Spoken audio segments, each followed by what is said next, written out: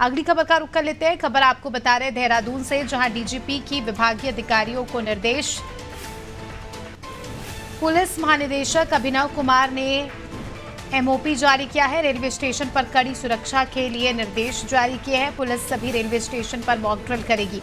ज्यादा जानकारी ले लेंगे हमारे सहयोगी सोनू, लगातार हमारे साथ जुड़ रहे हैं। सोनू, दो फैक्टर यहाँ पर सामने आते हैं, दो बातें सामने आती है। एक और, उत्तराखंड में चारधाम यात्रा की शुरुआत हो गई है। रेलवे स्टेशंस पर अमूमन तौर पर अगर हम कंपेयर करें तो ज़्यादा भीड़ यहाँ पर श्रद्धालुओं की देखने को मिल रही है। और दूसरी तरफ जिस तरह से बम से उड़ाने की धमकियाँ मिल रही है रेलवे स्टेशंस को, स्कूल्स को, तो उसको लेकर कहीं ना कहीं हम कह सकते हैं कि पुलिस महानिदेशक अभिनव कुमार ने एमओपी जारी किया है।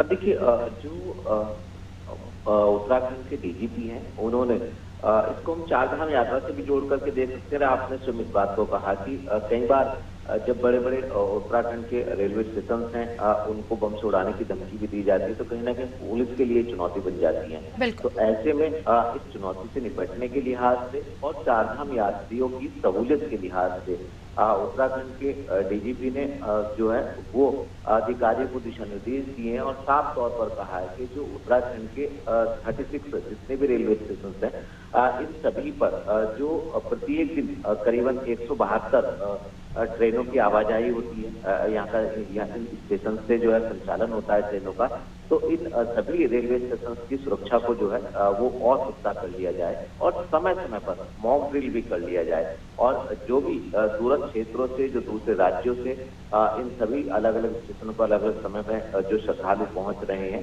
उनकी सुरक्षा का भी ख्याल रखा जाए। तो हम एक नहीं बल्कि दोनों पहलुओं को गंभीर मानते हुए पुलिस ने ये निर्णय लिया है। और अब चूंकि जो विभाग के डीजीपी हैं उन्होंने जब अधिकारी को दिशा निर्देश दिए, तो आने वाले समय में चाहे वो रेलवे पुलिस बल हो या फिर जो उत्तराखंड का सामान्य पुलिस फोर्स है, दोनों संयुक्त रूप से जो है इन व्यवस्थाओं को बेहतर करेंगे।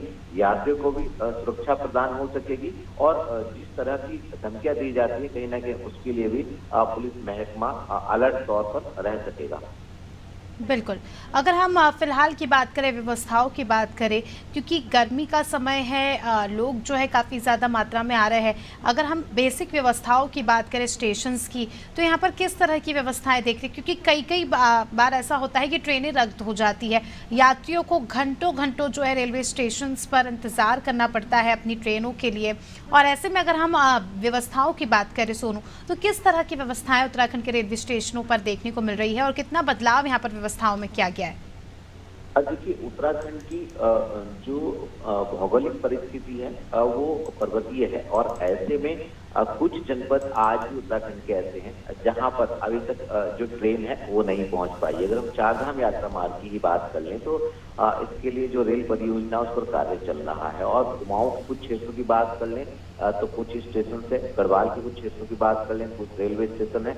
ऐसे में जितने मौजूदा समय में रेलवे के स्टेशन है, इन पर केंद्र और राज्य सरकार, एक तो रेलवे विभाग केंद्र का और राज्य सरकार के संयुक्त रूप से यात्रियों की सहूलियत को ध्यान में रखते हुए तमाम व्यवस्थाएं की जा रही हैं।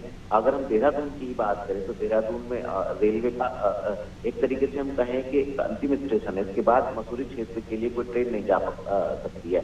तो यहाँ पर इस स्टेशन पर दोनों ही सरकार के जो अधिकारी हैं, राज्य और केंद्र सरकार के, संयुक्त रूप से प्रयास कर रहे हैं और किसी भी तरह की कोई भी परेशानी यात्री को ना हो इसका ख्याल रखा जा रहा है। बिल्कुल, बने रहिए हमारे साथ सोनू। जल्दी आपका रुख करेंगे। तो दर्शकों को बता दें कि खबर आपको उत्तराखंड से बताई, जहां रेलवे स्टेशनों की सुरक्षा व्यवस्था चाक चौबंद हो, उसको लेकर यहां पर इंतजाम किए गए हैं।